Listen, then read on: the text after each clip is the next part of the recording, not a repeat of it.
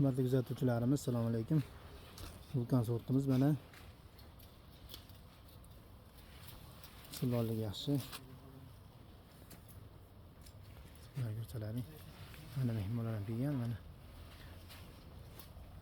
Ko'rishyapti. Bir joyda 4 ta. 1 2 3 4 5 6 chiqargan. Hammasi yetiltirilgan mana.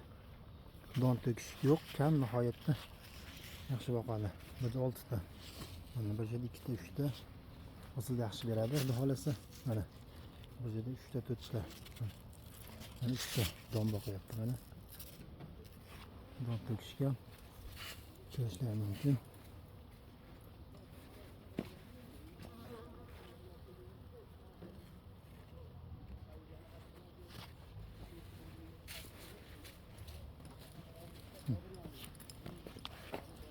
Ikkita